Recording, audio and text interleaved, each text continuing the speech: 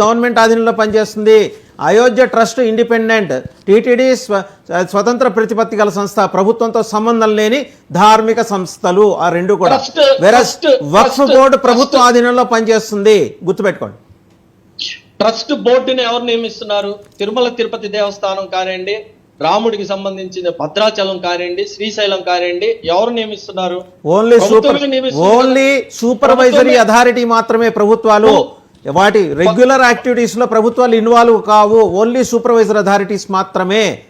వక్ఫ్ బోర్డులో కూడా సూపరింటెండెంట్ గానే ఉంటారు తప్పనిచ్చి, దాన్ని పర్యవేక్షణ చేస్తారు తప్పనిచ్చి, ఇందులో నేరుగా ప్రభుత్వానికి సంబంధించి ఏ విధమైనటువంటి సంబంధము ఉండదు. ఒకవేళ మీరు చెప్పిన ప్రకారమే వక్ఫ్ బోర్డ్ లో నాన్ ముస్లిమ్స్ వచ్చి చేరుతా ఉంటే వాళ్ళని ఒక అఫిడవిట్ ఇవ్వమనండి, మేము అల్లాని నమ్ముతున్నాము, మహమ్మద్ ప్రవక్త, చిట్టజోర్ ప్రవక్త, మేము కూడా నమాజ్ చేస్తాము, వక్ఫ్ బోర్డు కూడా ఫాలో అవుతామని చెప్పేసి వక్ఫ్ బోర్డు కూడా హిందువుల భూములు నాన్ ముస్లిం భూములు వక్ఫ్ భూములు అని చెప్పేసి చెప్తే వాళ్ళు తన్నాల పట్టుకొని వక్ఫ్ బోర్డు వాళ్ళు వచ్చి నాన్ ముస్లిం భూములు వక్ఫ్ భూములు అని చెప్తే తన్నాల పట్టుకొని వచ్చి మరి నిన్ను వాళ్ళని ఎక్కడ దగ్గర తన్నాలా? మరి ఇది ఓకేనా? మరి వక్ఫ్ బోర్డు వచ్చి హిందువుల భూములు క్లెయిమ్ చేస్తున్నప్పుడు వక్ఫ్ ట్రిబ్యునల్లో హిందువులు ఉండకూడదా, నాన్ ముస్లిమ్స్ ఉండకూడదా?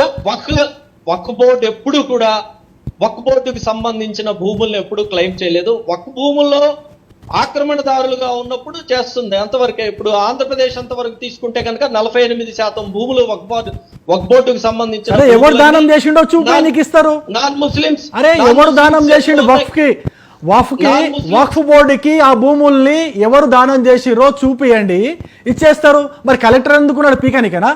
రెవెన్యూ డిపార్ట్మెంట్ ఎందుకు పీకనికేనా? వాళ్ళు ఏం చేసుకోవాలి, పీక్కుంటా కూర్చోవాలా? అరే కలెక్టర్ ఎందుకున్నాడు? ఇక్కడ రెవెన్యూ డిపార్ట్మెంట్ ఎందుకుంది దేశంలో? ఈ దేశంలో రెవెన్యూ డిపార్ట్మెంట్ ఎందుకుంది? భూముల రికార్డులు వాళ్ళ దగ్గర ఉంటాయి కదా, గవర్నమెంట్ దగ్గర ఉంటాయి కదా.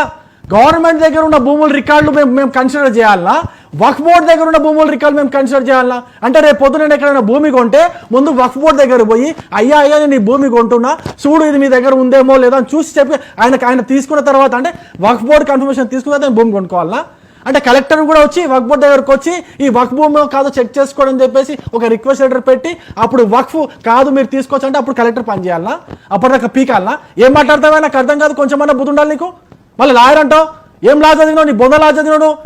కలెక్టర్ దేనికి ఉన్నాడయా? రెవెన్యూ డిపార్ట్మెంట్ దేనికి ఉన్నదయా? వాళ్ళకి తెలియదా ఏ భూమి ఎవరిదని చెప్పి తెలియదా? ఇది గవర్నమెంట్ దా, ప్రైవేట్ దా, ఎక్కడి నుంచి వచ్చింది భూమి అని రికార్డ్స్ లేవా?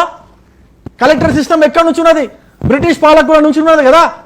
వాళ్ళ దగ్గర రికార్డ్స్ లేవా? ప్రతి గ్రామానికి సంబంధించిన యొక్క పొలిమేర వరకు ఎంత భూమి ఉంది, ఏ సర్వే నంబరు, ప్రతి ఒక్కటి ఉంది కదా.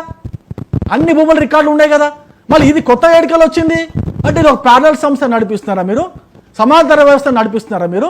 వక్ఫ్ బోర్డు బొక్కల బోర్డు అని చెప్పేసి మళ్ళీ నాకు గలీజ్ మాటలు తెప్పిస్తాను, బూతులు. అరే నీకు కొంచెం లాజిక్గా మాట్లాడు.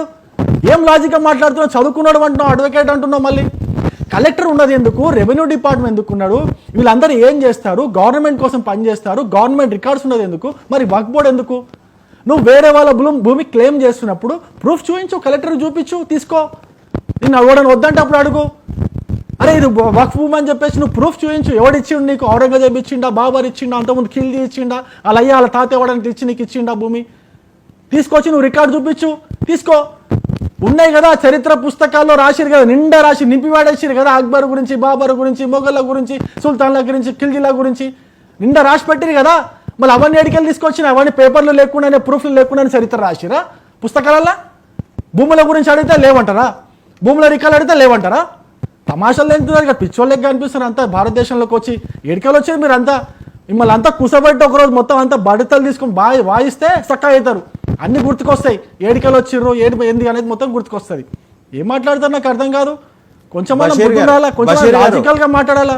బషీర్ గారు, నేను అడిగిన ప్రశ్నకి నాన్ ముస్లిం